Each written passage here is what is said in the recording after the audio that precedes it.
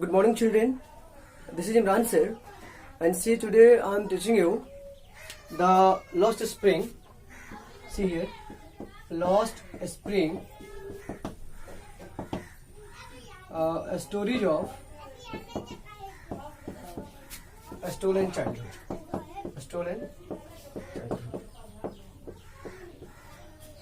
The story of stolen childhood. This chapter has been written by Anish Jung. So today I will cover up this chapter. You know, this chapter is there in the syllabus of class 12th English book, and this is a small chapter, and it has been taken from this book. This is a book. The full name of the book is Lost Spring, the story of a stolen childhood. It is a complete fat book, and out of that fat book, a chapter has been taken out, and the chapter which we will study, it is only a portion of that book. So we will be studying that book. In this chapter, there are two characters. The first one is Sahib-e-Alam. Sahib-e-Alam. And the second one is Mukesh. There are two boys in these stories. And the narrator, Anish Jung, is a social worker. She talks to them, she interacts with them, and what she gets from them, what she learns about their condition, the same thing is there in the story. Sahib-e-Alam is a boy from Bangladesh, and his whole family has got migrated into India, Delhi, a place called Simapuri. There is a place called Simapuri. His whole family live at this place, Simapuri. And Mukesh is a boy who is from Firozabad. Firozabad is a district in the state of Uttar Pradesh, and it is somewhat nearby Agra. And the whole story is about the condition, the abject poverty, the hardship of life which are faced are there in this chapter. The whole story centers around these two characters. So these two characters, Anish Jung tells you the plight of the poor people in our country. She wants to tell you that whatever the condition these two children are facing, it is not only the condition or the problem or the suffering or the exploitation of these two children, but rather millions of people, millions of children like them are there in this country who are facing the same kind of problem. And by telling all this story to us, by publishing this story into a book form, the narrator, the social worker, the lady writer Anish Jung, she wants to tell us that these things, the problem of these two children must be sorted out. The problem is these two children must be solved. So these are there. The story starts from introduction of Sahib-e-Alam.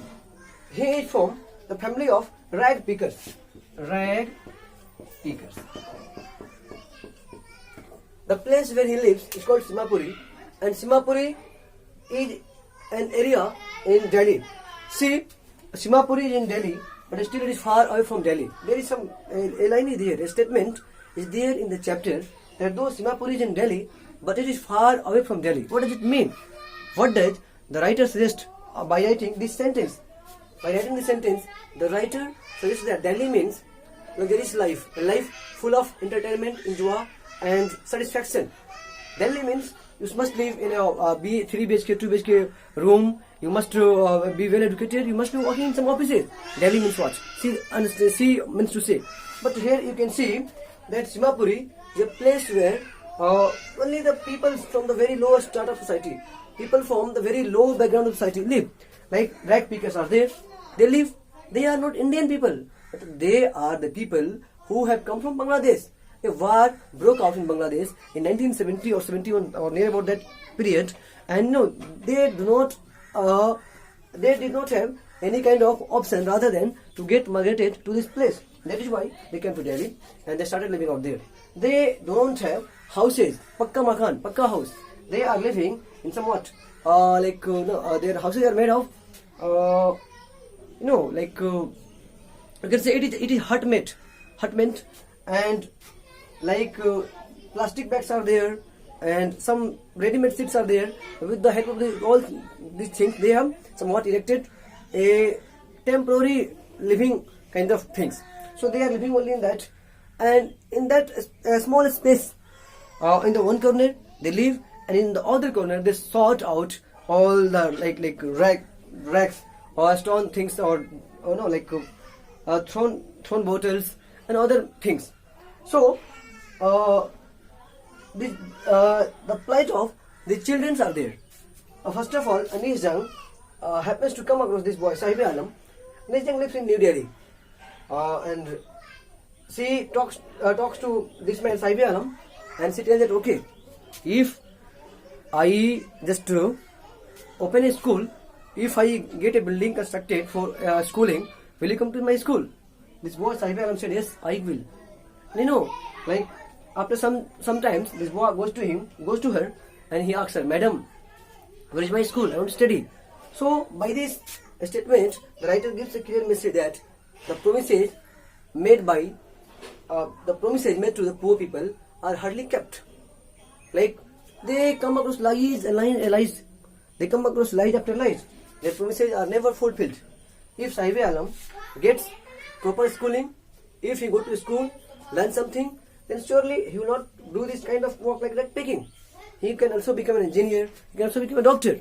So by this, the writer, she states this. She wants to give this message. Later on this story, this boy, in the course of time, had left this work of rag picking, and he is working in a milk booth, and he goes to the milk booth and he is carrying a canister of milk, where in which he will hold, or he will keep the milk. So he does. When he is being interrogated, when he is being interviewed, that, okay, are you happy with your job? He says, sir, though the sack was mine, I was having a sack, I was having a bag. In that bag, I was putting all the thrown materials like bottles and other leftover things. But anyhow, I was my own master. But here, after switching over to this milk kind of thing, or like working in a milk booth, though I am getting somewhat 700 or 800 rupees per month, but I am no longer a master of my own. So here, by this statement, the writer conveys a message that, yeah, of course, freedom is very much important for any person. Though someone can do a very low kind of job, but still they want to be free. They want to have their own freedom.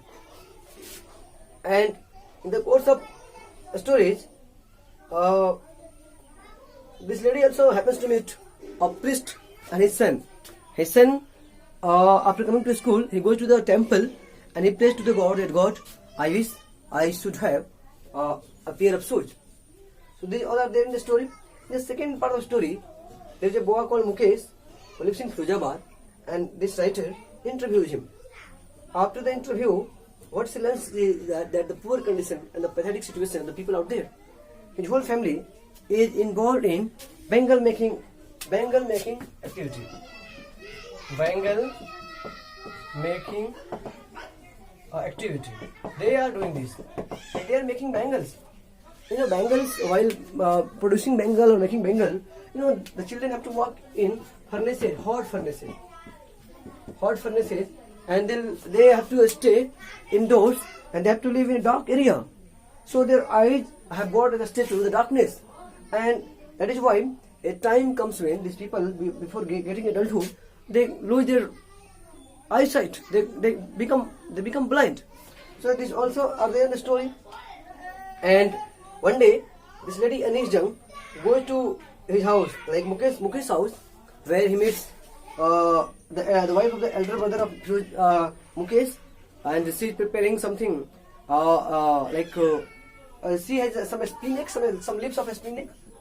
Some leaves of a spinach is there on the stove, and she is boiling, and she is in parda, she is in underwear, and when somebody comes, she gets the sight. So this also tells about the tradition of the family. Though poverty is there, but still they have some respect for the tradition. That the tradition is there, that the elder must be respected. I am the younger one, and if elder person comes to my door, I have to be somewhat away from him so that it should be counted as a mark of respect. So this is also the story. And finally, this man Mukesh wants to become a motor mechanic because he wants to become a motor mechanic because somewhat motor mechanic is better than like working in Bengal making industry. So there is a curiosity in this child, and like when insisting that okay, will you one day buy a plane? He said okay. He said that no, I can't, but I will drive a car. The story ends on the sad note, but the story teaches us that the children are very much curious. If they are given some kind of training, if they are given some kind of a scope, some kind of liberty, some kind of resources, they can do whatever they want to do. So the story ends out here, and finally we get two things.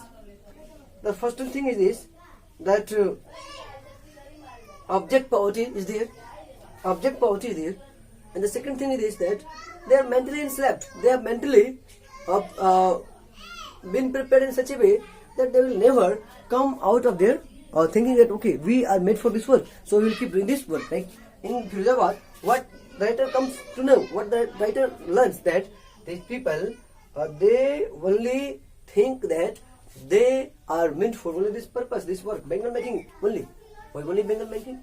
If their children are sent to school, if they would be given some proper education, if they would be given some kind of facilities, surely they too will come out of this. They also can become engineer, doctor, IAS, IPS, or they can be somewhat elevated personality. They can also be attached with the mainstream of society. So these are there in this story.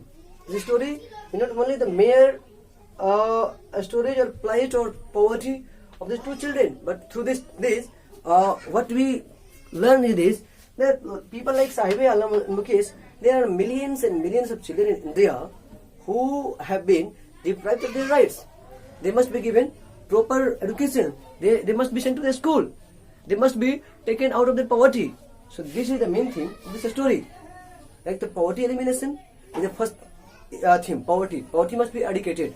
Only then, and people must have their like basic need get fulfilled, like roti, kapda, makan, chapati, a house and cloth. These all things are our basic necessities, and they must be given to the people. So this is all are there in the story. I hope the people have got the idea. So today that is all in this story, and in the next video I will tell some other things about this story. Thank you. I hope you will enjoy this story. Thank you so much.